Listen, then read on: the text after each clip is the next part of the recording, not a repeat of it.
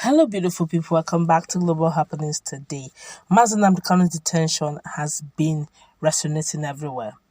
For a long while now, Ohaneze and Ndigbo have been tossing to and fro to see how they can, balance the issue of trying to remain relevant to Nigeria and also trying to bring out their illustrious son. Trying not to look as if they are with their illustrious son, also trying to look very political in their approach. A lot of things are going on. Well, activists are beginning to talk, and also things are happening right now, and Nigerians are being given the lowdown of exactly what to expect. Before we go into the news proper, we'd like you to subscribe to our channel if you have not done so already by clicking on the red subscribe button beside it. You see bell notification icon. Please go ahead, click on it to get notified as soon as we update our channel on YouTube. Quickly, let's go through the news.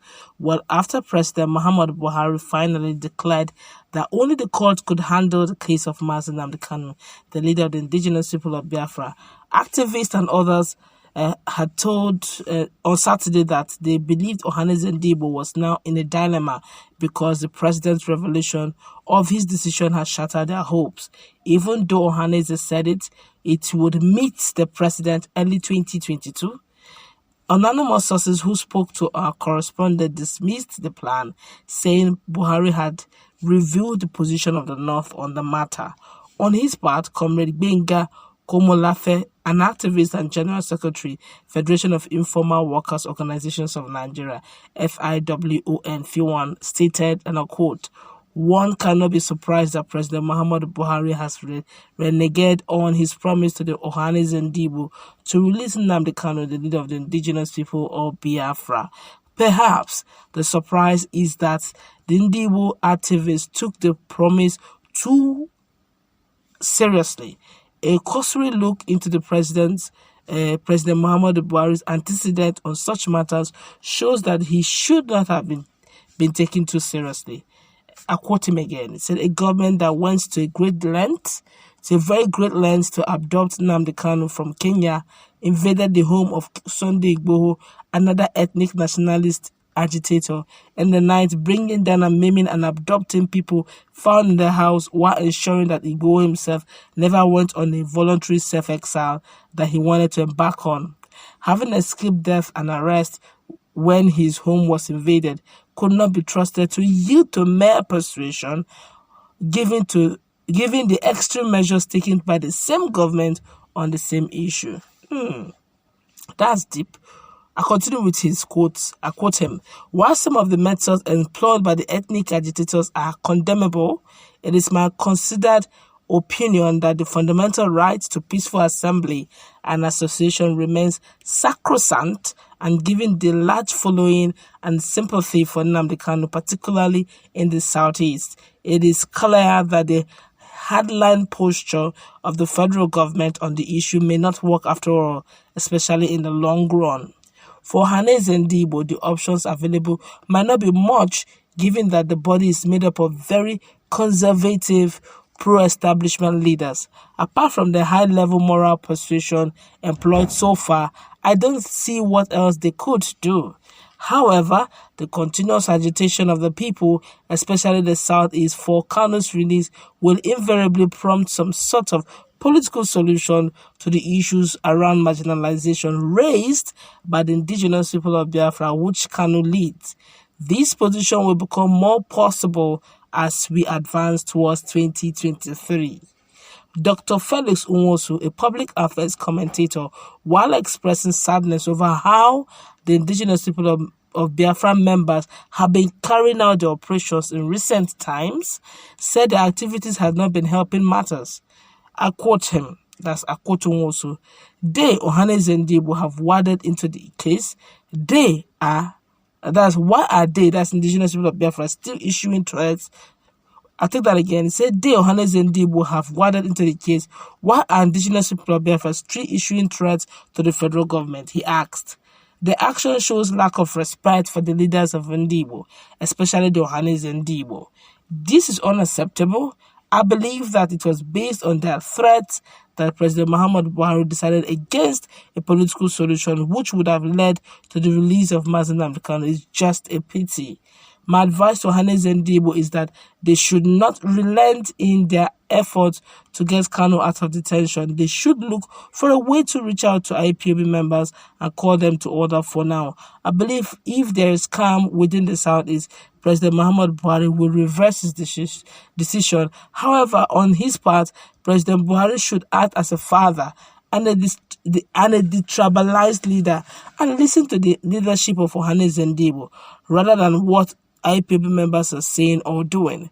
By the president's preference to the judicial process rather than a political solution to Nnamdi Kanu's case means that he does not want peace to reign. Leaders sometimes should be flexible and not rigid in order to solve some intricate crisis confronting them. That is why the Holy Book says, wisdom has built her house. The current state of the nation needs wisdom, not power. Let all parties go back to the drawing board to amend their ways for the nation to achieve relative peace needed for progress in the land this 2022. God bless Nigeria. He says, while Reverend Rex Kennedy Love, Executive Director, Citizens' Rights and Empowerment Advocacy Initiative, Krema Initiative, in his reaction said, the position of the president did not come as a surprise, even though he promised to look into the issues of adopting political solution when Ohaneze leaders visited him. A lot of Nigerians have reacted to this. But one thing is, I will just take one and we'll look at this very quickly. It said there will be no peace unless Biafra come to pass in Nigeria. Go and write it down. My God, you see, they're actually not relenting in what they are saying.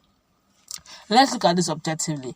Now, with what a lot of people are saying, Igbo activists are saying, some seem to be blaming the indigenous people of Biafra over the fact that the sit at home, the cancellation of sit at home, the unrest, they just seem to, hover it around IPOB, saying that if they had stopped issuing threats of ban of cow, a ban of national anthem, then just maybe the president would have considered them rather than all these regular threats. They would have probably considered the leader of the indigenous people of Biafra, that's Nnamdi Kanu. But don't forget very quickly that the president had already made his stand before the IPOB member decided to ban cows and ban anthem. I think it was more of a reactive issue. Now, the second one is the fact that they're of the opinion that if for peace to reign, the president should have been a bit more detribalized, as in forget the fact that after all, the people who are speaking, the people who the government recognize is the Ohaneze and Ndigbo and not. Before the IPOB members started, banning others, the president had already made his stand. But if you want to go by that too, what would you say? The issue of Sunday Igbo, the Yoruba Nation people have never issued threats. They've always been calm. They've always, quietly waited for judicial process to take its full course. They've never issued any threat that they were going to ban the issue of national anthem or they are going to ban the issue of cow or eating of cow. But Sunday Igbo is still in detention in Benin. Nothing has changed. He's still very much there. So it has nothing to do with the fact that indigenous people of Biafra are threatening. It's just a case of the president taking his stand. And a lot of people are actually begging and pleading with the president that he should just show that sometimes that mercy prevails. Love, fatherly love prevails than justice. That's for the sake of peace in the country and let love rule. But he is of the opinion that if we continue like this in the name of mercy, then if people keep doing the wrong things and they keep giving them mercy, then that means Nigeria is no longer under the rule of law. But if you're going to go by that, then what would you say about bandits and Boko Haram, who have done so much mayhem to Nigerians, brought tears and sorrow, anguish in their wake, and yet each time they just cough, they just give them amnesty straight. They say they have repented and they absolve them in. In fact, it took quite a lot before the bandits were even proscribed. So that's to tell you that to a great extent, the impartial or rather the unfair way that some ethnic groups are being treated above others is probably one of the reasons why there seems to be agitation. I feel going forward that we should look at this with the mindset of peace, and maybe Ohaneze Ndigbo, I understand their plight, being that they are torn between whether to follow their brothers and stand tall over the issue of unfair treatment, marginalization, or should they stand with the president and not lose out in the 2023 presidential election for the southeastern extraction. It's quite a dicey one for them, but eventually we'll find out their stand as the year progresses. That's what we're going to wrap it up. Let's meet in our comment section. What's your take? Do you think that Ohaneze Ndigbo weather the storm and stand by their own, or do you think that whether we like it or yes, what will be with the issue of Biafra fragilization will be? Let's interact.